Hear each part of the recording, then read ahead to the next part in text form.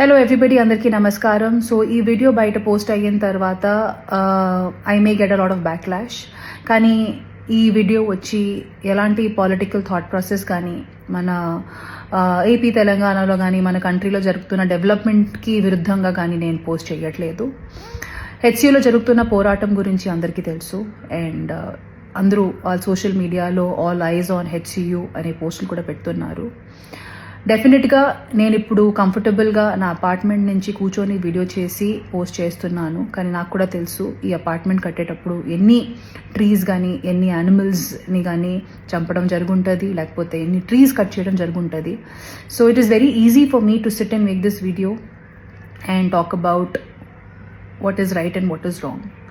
But as a layman ఇప్పుడు జరుగుతున్న issue ఎందుకు జరుగుతుంది, లీగల్గా దాని ఆస్పెక్ట్ ఏముంది, నాకు అంతగా దాని మీద అవగాహన లేదు. కాబట్టి యాజ్ అ కామన్ మ్యాన్ నిన్న రాత్రి జరిగిన డెవలప్మెంట్ వీడియో చూసిన తర్వాత after listening to all the cries of those birds and ఆ బర్డ్స్ అండ్ పీకాక్సే కాకుండా they are many more deers and other species which I have been habitating there.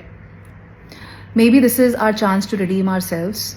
Peak summers are coming in and ఇలాంటి ఒక సందర్భంలో ఆ పక్షుల్ని ఆ పశువుల్ని వాళ్ళ ఇంటి నుంచి బయట తరిమేయడం అనేది ఎంతవరకు కరెక్ట్ నాకు తెలియదు సార్. కానీ you are our only power and you are our only option to rehabilitate those animals. So please ఆ పక్షుల్ని కూడా దృష్టిలో పెట్టుకొని ఒక పాజిటివ్ అప్రోచ్తో మీరు మీ నెక్స్ట్ డెసిజన్స్ తీసుకుంటారు అనేది మనస్ఫూర్తిగా కోరుకుంటున్నాము.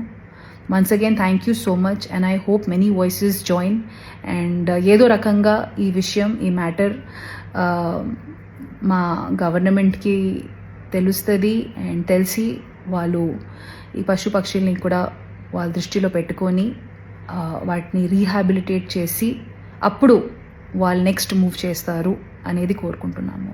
Once again, thank you so much and let's hope for the best.